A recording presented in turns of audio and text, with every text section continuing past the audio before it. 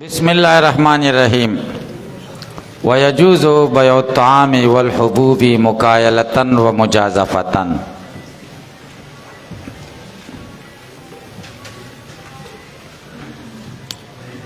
خرید او فروخت په دوو طریقو سره کیږي. الکه دا غنم دی من پسو ده په 10,000 روپۍ یو من راکا په تله درته وتلی. دا پیمانه پسو ده په 1000 روپۍ یوه پیمانه راکنه په پیمانه درته درکي. دویمه طریقه دا ده دا ډیری د غنمو پرته ده دا پسو دي دا په 1000 روپۍ بس دا ډیری راکا پته ونه لګي چې دا ډیری څومره ده. دې ته اټکل وایي. اټکل د خوراکي سیزونو او د دانو خرید او فروخت مکایلتن هم جایز دی او مجازفتن په اټکل هم جایز دی. خو په اټکل په هغه صورت کې جایز دی چې جنس مخالفي خلاف الجنس. که جنس یو الکه دا غنم به درکم د ډیری دا د غنمو ډیری راکه بیا نه دی جایز. شاید چې یو طرف کې زیاتې او کمی نو سود به راشي. ویجوز جایز دی بیع الطعام د خوراکي سیزونو خرڅول والحبوب او د دانو. طعام غله شوه حبوب دانې مکایلتن هم جایز دی او مجازفتن په اټکل هم جایز دی. وهذا دا په هغه صورت کې اذا باعه چې کله خرڅ کې بخلاف جنسی په خلاف جنس. د قول علیه السلام ځکه نبی کریم صلی الله علیه وسلم فرمایي اذا اختلف النوعان فبيعوا كيف شئتم. چې کله نوعی بدلی شي د دواړو طرفونو فبيعوا كيف شئتم خرڅوئ چې بیا هم څنګه خوښي که زیادت هم پکې خیر دی چې جنس بدل شي. بعد ان یکون یدن بیدن پس د هغې نه چې لاس په لاس بخلاف ما بخلاف د هغې اذا باعه چې خرڅ کې بجنسي په خپل جنس باندې مجازفتن په اټکل لما فيه من احتمال الربا ځکه په دې کې به احتمال د سود دی. هلکه پې پوه شئ که پې پوه نه شي نو په اټکل خرڅول جایز دي. یو دلیل خدا دی چې نبی علیہ السلام فرمایلی دی اذا اختلف النوعان فبيعوا كيف شئتم. دا یو دلیل شو. دویم دلیل ولأن الجهالة دا دویم دلیل دی خالقه چې په اټکل هم خرڅول جایز دي. نو سوال دار چې اټکل باندې خرڅې نو دلته خو دغه مجهول دی که نه مبیعه مجهوله ده. دا غنم خدای خبر څومره دي نو دی وی مجهوله دي. هغه جهالت مانع دی چې هغه جهالت بد دی چې کم مانع وي د تسلیم او د تسلم نه او دا جهالت مانع د تسلیم او د تسلم نه دی نو مفضي الی المنازعه نه دی. دا جهالت خو خیر دی هلکه پې پوه شئ. دا جهالت خو څه بده خبره نه ده ځکه دا معنی د تسلیم او د تسلم نه دی نو مفضي الی المنازعه نه دی. هلکه پې پوه شئ. ولأن الجهالة بل دا چې جهالت په مبیعه کې غیر معنی دی د تسلیم او د تسلم نه. هغه پیسې درکوي او ته چې کوم دی غنم ورکې فشابه جهالة القیمة. دا مشابه شه د جهالت د قیمت سره. دا مشابه شه د چا سره هلکه دا کتاب زه په 100 روپۍ خرڅوم دی وایي مال یې په 100 روپۍ راکړه ما ورکړم قیمت یې اوس نه دی معلوم چې د دې کتاب 100 روپۍ خو سامان شوي قیمت یې څو دی پته دته نشته چې څو دی ما ته هم نشته چې څو دی نو قیمت یې مجهول دی او بیا هم چې کم دی جایز دی ځکه دا جهالت مفضي الی المنازعه نه دی ځکه تسلیم او تسلم دپاره ما زه کتاب ورکوم او دی پیسې راکوي نو قیمت که معلوم دی او که نه دی معلوم نو د جهالت چې مفضي الی المنازعه نه وي هغه جهالت خیر دی. هلکه په دې خبرو تاسو پوه شئ. ويجوز بإناء بعينه لا يعرف مقداره وبوزن حجر بعينه لا يعرف مقداره. بلا مسألة ده الکه یو کاسه ده پته نه لګېږي چې دې کاسه کې سیر غنم راځي که دړی پکې راځي که پاو پکې راځي هېڅ پته نه لګي. او تر غنمو ډیری سره ناست یوه کاسه غنم چې کم دی په 10 روپۍ او سړی ته لمن نیسي بس یوه کاسه درنه اخلي. دا جایزه ده. یا یو کاڼی ایښی دی کاڼی پته نه لګي چې دا کاڼی پاو دی که نیم پاو دی که کیلو ده چې څومره دی خو ته وایي دا کاڼی غنم چې کم دی د دې کاڼي برابر دا په 2 روپۍ دی په 10 روپۍ خلک یې درنه اخلي. دا جایزه ده. هلکه پې پوه شئ که پې پوه خو سلم کې نه ده جایزه سلم کې الکا 100 روپۍ بدر کما میاش بعد بدا کانو باندې 10 کانی غنم مال راکې سلم عقد دا نه ده جایز ولی زکا په سلم کې خو د غنم ورکول فل فور نه دی کنه میاش ټیم دی پکې میاش بعد به تور شي هغه کانه به خراب شوی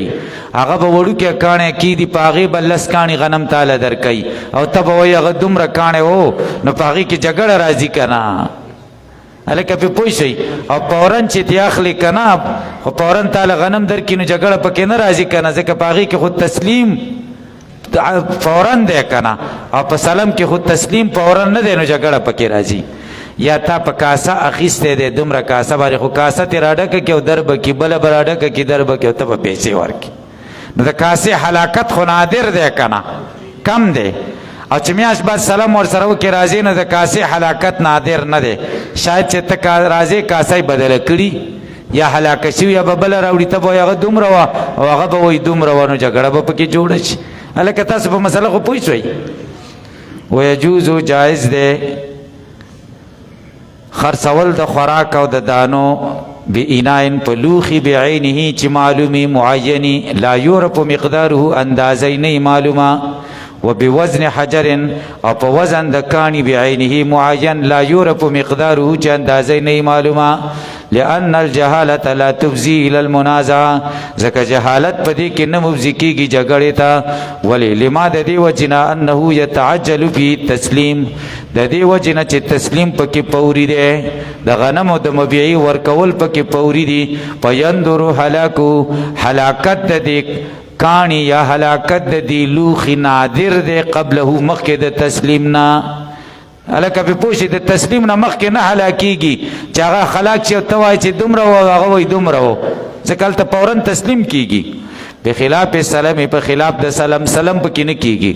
لأن التسلیم فی ځکه تسلیم د مبيعي په سلام کې متأخر رسته ده والهلاك هلاک د دې کانی یا د دې لوخي ليس بنادر نادر نه ده قبل او مخکې د تسلیم د سلام نه فيتحقق المنازعه جګړه راځي الکه په پوښي کپی پوي نه شي وعن ابي حنیفه د امام صاحب نه یو روایت ده حسن ابن زیاد روایت ته چې ابو حنیفه نه دا روایت ته چنه لا يجوز في البيع اذن په بيع کې نه ده جایزه چې په لوخي کې وکي چې دغه مقدار نه معلوم او یا په کانی وکي چې مقدار نه معلوم اولنې قول چې ابو حنیفه دا چې جایز ده اصح ده واظهر او ښکار ده الکه په پوښي ومن باع صبرة طعام كل قفيز بدرهم جاز البيع في قفيز واحد عند ابي حنيفه الا يسمى جملة قفزانها وقال يجوز في الوجهين الک دو مسلې دي ښا چې دا دو مسلو ته تاسو متوجه شئ نو ډېر عبارت وشنو بس بیا موږ لکار آسان شي یو مسله دا ده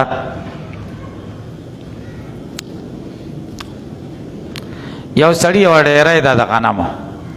دا خرڅي وای دا ډیرای د غنمو خرڅو ما دسی وای کل قفیز بدرهم هر پیمانه په یو درهم خدا ونه وای چې ټول څومره دي نو ابو حنیفه سے وای چې په یو قفیز کې بیع وشو په نور کې نه ده شوی پوښي البته کټول وای چې سل قفیز دی یو قفیز په درهم نو بیا صحیح ده په ټولو کې شوی الکه به پوښي او صاحبین وای ک مجموعه یاد کی چې سل قفیز دی یو قفیز په درهم او ک یاد نه کی په ټولو کې شوی ده الکه به پوښي کې به پوي نشي خو په دې یو کې خو شو مشتری اخیسته شي خو بیا مشتری ته خيار دی کني اخلیم نشي اخیسته ورځکه هغه بل لس اخلي لس قفیزه تفرق د صفقې پی راځي الکه تاسو به دې مسله پوښي دا یو مسله شو دیمه مسله یو رمه د ګډانو او یو سړی وای دا رمه ده او کل شاتن به درهمن هر ګډه په یو روپۍ هر ګډه په یو روپۍ نو دلته چې کوم دی په یو کې بیان نه ده صحیح هلته په غنمو کې خو په یو کې کېده دلته په ګډانو کې په یو کې نه کېږي په کار خدا د قاعدې مطابق چې دلته یوه شوې وي خو که دلته یوه وشي نو بیا به جګړه راځي یوه نه ده معلومه چې کومه یوه مشتری به غاټه را روانه کړي او بایي به هغه خیرنه ورکوي نو جګړه به جوړوي او په دغه کې په غنمو کې خو جګړه نه جوړېږي بس یوه بوجۍ به ورپشا کړي چې دا ده که نه ټول یو شان دي هلکه پرې پوه شي که پرې پوه نه شي او صاحبین وایي چې په دې کې هم جایزه ده په ګډو کې په ټولو کې او په دغه کې په غنمو کې هم په ټولو کې جایزه هلکه تاسو پرې پوه شئ چې دواړو کې جایز ومن باع صبرة طعام څوک چې خرڅ کړي یوه ډېری د غنمو کل قپیز بدرهم هره پیمانه په درهم ده قپیز په درهم دی دې پورې پوه شئ بعضې وایي چې قپیز 12 ساعه دی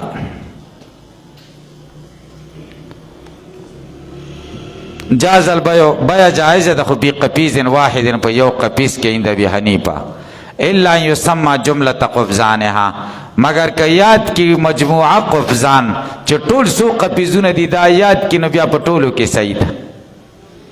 وقالا صاحبین ویلی یجیز په ټولو کې جائز ده په وجهین په دواړو وجو کې دواړه کمې وجې که ټول یاد کی او که یاد نه کی هلکه تاسو په مسلو پوهیږئ که نه پوهیږئ له د امام صاحب دلیل څه دی چې هغه وایي نه کیږي په یوه کې کیږي په ټولو کې نه کیږي هغه وایي انه تعذر الصرف الى الکل اړول د دې بیې ټولو ته نه ده متعذره ده ولې متعذره ده لجهالة المبیع ځکه مبیعه مجهوله ده ټولو پته نشته چې ټول څومره دي نو مبیعه مجهوله شوه والثمن ثمن هم مجهول شو چې مبیعه مجهوله شوه ثمن هم مجهول دي ټول سل دي نو ثمن سل شو که یو نیم سل دی نو یو نیم سل شو نو اوس پته نه لګي چې مبیعه څومره ده او ثمن نو جهالت د مبیع هم دی او جهالت د ثمن هم دی فیصرف الى الاقل نو اړول کېږي به دا بیه اقل ته وهو معلوم هغه خو معلوم ده چې یو قپیز دی که نه الا ان تزول الجهاله مگر که دا جهالت ختم شي بتسمیه جمیع القفزان د ټولو قبیزونو تذکره وشي چې سل دي او بالکیل په المجلس یا په مجلس کې وتللی شي یا لکه مجلس لا نه خراب شوی وی تلی چې سل دي نو بیا هم ټیک شو ځکه جهالت د مبیع ختم شو نو ورسره جهالت د ثمن هم ختم شو هلکه تاسو دې ځای پورې پوه شئ وسواره دا وګرځېد ابو حنیفه وایي هذا دا کما لو اقر لک یو سړی ووایي اقرار وکړي وقاله ووایي لفلان علی کل درهمن د پلانکي په ما هر درهم دی نو پاله درهم واحد بالاجماع په دې سړي یو درهم دی په اجماع په دې کې صاحبین هم د امام صاحب سره مرګر دي کل مضاف شوی دی نکرې ته نو یو شی ته مراد دی نو هلته هم دی که نه کل مضاف شوی نکرې ته کل قپیزین بدرهمین یو قپیز ته مراد دی هلکه تاسو پرې پوه شئ او صاحبین خو وایي نه ټول ته مراد دي او که ته وایي چې جهالت دی پکې ټول نه دي معلوم مبیعه مجهوله شوه نو د جهالت ازاله خو د دوی په لاس کې ده لرې دي کی کره څنګه دي لرې کی بایي دې وښیي چې سل دي او یا دې مشتري تله راوالي زر زر دې وتلي که نه په دې دوو طریقو جهالت ختمیږي که نه ولهما صاحبین وایي ان الجهالة بیدهما ازالتها جهالت په لاس د دې دواړو کې ازاله د جهالت ده د بایي او د مشتري په لاس کې ازاله د جهالت د ختم دي کی ومثلها دغه شان جهالت چې کم دی غیر معنی دی پی پوه شئ داسې جهالت که په مبیعه کې ویي دي که نه چې ستا په لاس د بایي په لاس یا د مشتري په لاس ختمېږي دا جهالت خو معنی نه دی که نه مثال کما اذا باع عبدا من عبدین علی ان المشتری بالخيار دوه غلامان دي د بایي هلکه دا خرڅومه مشتری ورته وایي یو زما په 1000 روپۍ شو خو په دې شرط چې کم یو مې خوښ نو اوس یو واخیسته مبیعه مجهوله ده کم یو یې اخیستی جهالت په مبیعه کې راغی که رانغی خو دا جهالت معنی نه دی جایز دی بس په یو به لاس کیږي او 1000 روپۍ به ورکړي نو به جهالت یې ختم که که نه چې کم یو یې روان که جهالت یې ختم که ځکه د ازاله د جهالت په لاس د مشتري وشوه که نه کما اذا باع لکه یو سړی خرڅ کړي عبدن یو غلام من عبدین د دوو غلامانو نه علا په دې شرط چې مشتري بالخيار دی چې کم یو یې خوښ شو نو هلته د جهالت ازاله د مشتري په لاس وشوه نو جایز شو دلته دې ازاله د بایې په لاس وشي نو جایز شو ثم اذا جاز فی قفیز واحد بیا چې دا بیا جایزه شو په یو قفیز کې د ابي حنیفه د ابو حنیفه په نس فلیل مشتری الخيار مشتری لپاره خيار دی چې دا یو اخلي کني اخلي یو قفیز ولی لتفرق صفقه لی ځکه معامله په د باندې جدا شو وکذا اذا کیل فی المجلس همدارنګه چې وی تلی په مجلس کې او سما جمله قفزان ها او یا بای معین کې ټول قفزان چې ټول قفیزونه څومره دي سل دي بیا هم جایزه ده لانه علم بذلك الان ځکه مشتری اوس پوه شو چې دا څومره دي نو بیا ورته خيار دی مشتری ته بیا هم خيار دی چې لکه سل دي د کور نه راوته د 500 قفیزو پسې دی ووړې د 50 په سلو نو سل روپۍ ورسره نشته فله الخيار کما اذا رآه ولم يكن رآه وقت البيع لکه دی اوس ګوري او نیلی دلی په وخت د بیا کې نو بیا ورته خيار رؤیت شته که نشته اوس هم دقه شان ده مخکې نو خبر چې دا څومره ده اوس خبر شو چې سل دی نو اختیار دی ورته چې اخلي او کني اخلي هلکه تاسو په دې خبرو پوه شئ که پې پوه نه شئ څوک نه دي پوه شوي دا خو د غنمو خبره وه د خوراک سیز اوس د ګډو خبره او یا چې کوم دی د کپړې خبره هغه هم دقه شان ده خو په هغې کې ابو حنیفه هم د دې قایل دی ابو حنیفه د دې قایل دی چې په هغې کې د یوې ګډې معامله هم نه ده صحیح ګورئ ومن باع قطیع غنم چا چې خرڅه کړه یوه رمه د ګډو کل شاتن دا وایي چې هر ګډ به درهمین په 1 روپۍ دی پس عدل بیع پی جمیعا بیع فاسده ده په ټولو ګډانو کې د ابي حنیفه د امام صاحب په نیس په ګډانو کې وکذلک همدارنګې من باع ثوبا چې څوک کپړه خرڅوي مزارعتن د غذایي والا غز والا کپړه پرته ده او دی وایي کل زراعین بدرهمن هر غز په 1 روپۍ دی ولم یسمى جمله زرعان ټول غزونه ذکر نه کړي چې ټول سل غزې دي هم پاسه ده بیا پاسه ده هلکه پې پوه شئ ځکه د کپړې غزونه خو یو د بل سره جدا دي د ګډانو قسمونه خو یو د بل نه جدا دي که نه وکذا همدارنګې کل معدود متفاوت هر معدود متفاوت معدود هغه شی چې په شمېرلو خرڅېږي لکه انار شو متفاوت چې فرق یې پکې غټه واړی خټکي انار وغیره دې ته معدود متفاوت وایي او دا وایي دا انار دي او دا وایي چې کل رومانن بدرهمن نو پس عدل بیع فی جمیعها ولی ځکه هغه به غټ رالی او ته به ورکوټی ورکې نو جګړه پکې راځي په یو کې هم نه صحیح کېږي وعندهما د صاحبینو په نظ یجوز بالکل په ګډو کې هم صحیح ده او په غنمو کې هم صحیح ده او په کپړې کې هم صحیح ده په ټولو بیه واقع ده لما قلنا د هغه دلیل د وجې نه چې موږ د صاحبینو باره کې ذکر کا چې هغې څه ویلې چې جهالت د دې په لاس کې د ازاله دي وکړي که نه وعنده د امام صاحب په نسبت باندې ینصرف الی الواحد دا منصرف کېږي یو تلما بینا چې موږ بیان کو چې صرف الی الکل نه کېږي ځکه کل بیا مجهوله ده نو صرف الی الاقل به کې واقل واحد دی واحد ته بیا دی خو په خوراکي شي کې به واحد ته واړی غیره خو مګر دومره خبره ده چې ان بیع شاتن خرڅول د یو ګډ من قطعین د رمې نه وزراون د یو غز من ثوبین د کپړې نه لا یجوز جایز نه ده لتفاوت ځکه ګډانو کې هم فرق دی او په کپړو کې هم فرق دی هلکه پې پوه شي کې پې پوه نه شي پخوا وخت کې به کپړو کې فرق و په لاسونو به جوړېدې اوس خو که په دغه کې جوړېږي که نه مشینري جوړوي نو اوس پکې فرق نشته دې فقهي کتابونو کې چې کپړو څومره مسلې دي دا په پخواني حالت باندې بنا دي ښه اوس پکې دغه شان چل نشته هلته به یو سر یو شان و مین به بل شان او بل سر به بل شان او اوس خو ټول چې کوم دی کپړه کې څه فرق شته دی ټول یو شاني وبيع قفيز من صبرة يجوز او بيع د یو قفیز من صبرة دغه نه ده ډیرې د غنمونه جایزه ده لعدم تفاوت پکې نشته او په ګډ او په ګډانو په کپړو کې خو تفاوت شته نو فلا تفزي الجهالة الى المنازعه نه مفزي کېږي جهالت جګړې ته پیه په دې خوراک کې په دې غنمو کې وتفزي الیها او مفزي کېږي د منازعې ته په اول کې چې ګډان او چې دي کپړې دي په وضح الفرق نو د دواړو مسلو په منځ کې فرق واضح شه که نه چې هلته په یو قفیز کې معامله صحیح کېږي او دلته په ګډانو کې په یو ګډ کې نه صحیح کېږي په کپړو کې په یو ګز کې هم نه صحیح کېږي دا ولې ځکه هلته غنم چې کوم دي جوار چې دي ټول یو شان دي منازعه پکې نه راځي او دیو کې تفاوت دی نو منازعه پکې راځي هلکه تاسو پې پوه شئ که نه یې پوه شوي نو ډېر ناپوهه به یاستئ چې نه یې پوه شوي نو ډېر دلته چې امین آس وی که نه ډېر خوند به یې ترې اخیستی وی تاسې پې پوه شئ عوام چې ناست وي نو ډېر خوند به یې ورکړی وی دا خبرې به ډېرې ښې زده کړې وې